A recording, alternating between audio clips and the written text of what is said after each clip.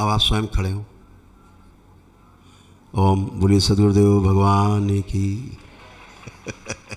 गुरु जी एक निवेदन था। हाँ बेटा। हमारी माता जी जो हैं वो क्या है, हम ग्रामीण परिवेश में रहते हैं, गांव में रहते हैं, तो वहाँ पर क्या है गुरु जी अलग अलग उपवास रखते हैं, जैसे पीले धागे वगैरह कुछ त्योहार पे बांधते हैं, और वो सब करना चाहिए नहीं करें माता जी, पीपल पूजन वगैरह। आ जाए,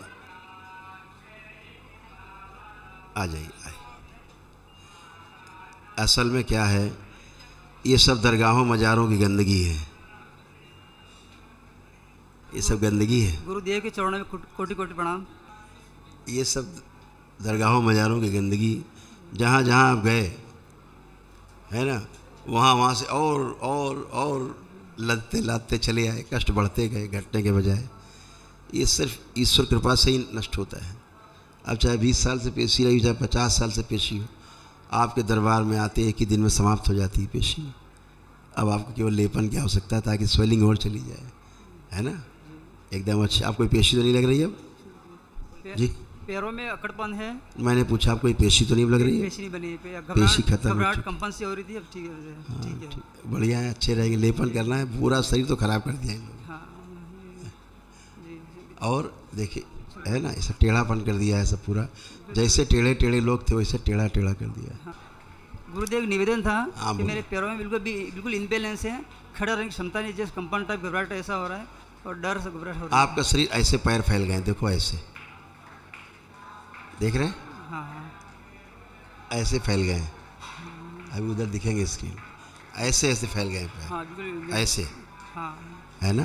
तो डी शेप हो गए, हड्डियाँ डी शेप हो गई हैं, हाँ तो धीरे धीरे शेप आएगा, वापस आएगा। अभी जी जो लोग आपके साथ थे उनके पैर ऐसे ही थे, हाँ। ठीक। डॉक्टर ने मेरा ऑपरेशन भी किया है कि स्पाइन और नस की प्रॉब्लम है, तो ऑपरेशन के बाद भी कोई फर्क नहीं पड़ा मुझे, और कमर ये में सारे रोग और कष्ट थे आपके लिए, नहीं अभी। इसलिए कर देते ताकि उसके साथ निकल रहे आप, हैं? हाँ गुरुजी पढ़ लिया है।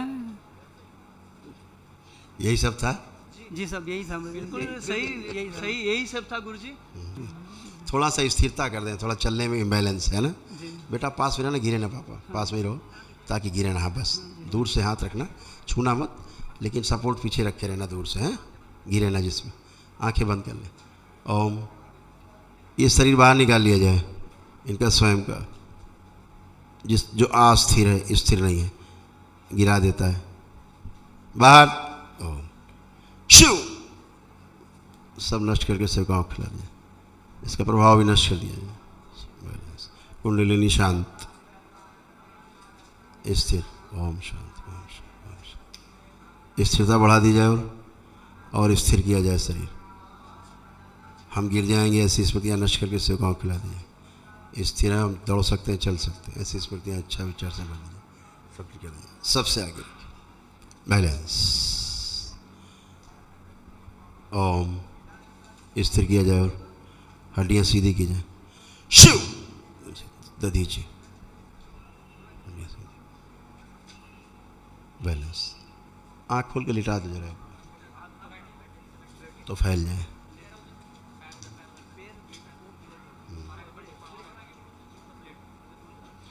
कई बार गिरे, कई बार गिरे, सारी हड्डियाँ सीधी की जाएंगी। ओम सुश्रुत दधीची सहयोग।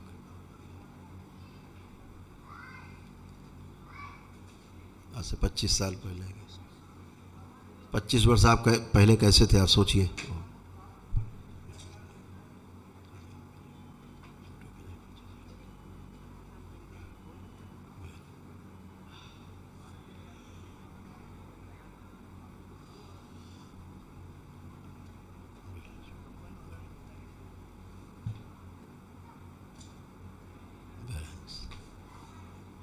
पांच बार बोले ओम नमः शिवाय।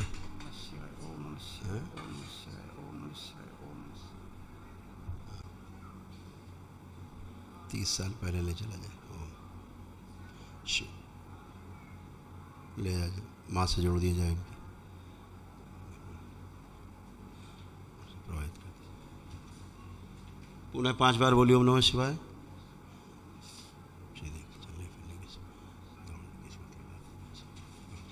प्रहार।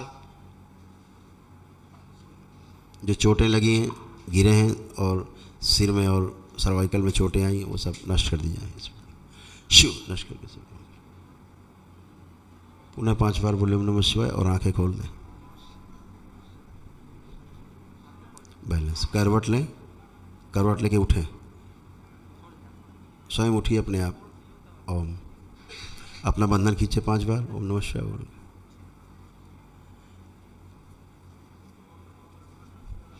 अब आप स्वयं खड़े हो। ओम बोलिए सदगुरुदेव भगवान की। अब आप मूवमेंट करिए, चलिए मूवमेंट करिए, अब चलिए, पुराना छोड़िए, अब चल सकते हैं आप, चलिए आप जवानों की तरह चल सकते हैं आप। क्या बात है, पैरालाइज ही हो गए तो बस बच गए थे। बहुत बढ़िया। आप कैसा फील कर रहे हैं? अच्छा फील हो रहा है, अच्छा फील हो रहा है मुझे। बढ़िया, आप खूब चलिए, दौड़िए। अब बोलिए सदगुरुदेव भगवान की। जय। अब ताकत आई पैरों में, पहली बार ये सब कर पा रहे हैं, हैं? जी जी गुरुजी, बिल्कुल सही बात है। खुश नहीं। गुरुजी एक निवेदन था। हाँ बेटा। हमारी माताजी जो है वो क्या है, हम ग्रामीण परिवेश में रहते हैं, गांव में रहते हैं, तो वहाँ पर क्या है गुरुजी अलग अलग उपवास रखते हैं, जैसे पीले धागे वगैरह कुछ त्यौहार पे बांधते हैं, और वो सब करना चाहिए नहीं करें माताजी, पीपल पूजन वगैरह? इस सब टोने टुटके से बचना है। जी ठीक है? जी गुरुजी। एक एक वनस्पति में, एक एक वृक्ष में, कण कण में अलग अलग प्रकार की स्मृतियाँ हैं। जी। आप जड़ स्मृतियों से जुड़ेंगे तो जड़ हो जाएंगे, आप पेड़ बन जाएंगे। जैसे पेड़ बनते जा रहे थे, जी पेड़ बिल्कुल। चलता नहीं है, धीरे धीरे ना चलने वाली स्थिति में आ जाते हैं, जड़ बन जाते हैं। पेड़ की तरह बनते जा रहे थे, बन गए थे पेड़। बचिए, ये ढोकले जितने ढकोसले, इनसे बचिए। केवल जितना शास्त्रोक्त है, जितना हमारे ऋषि मुनियों ने बताया उतना करिए।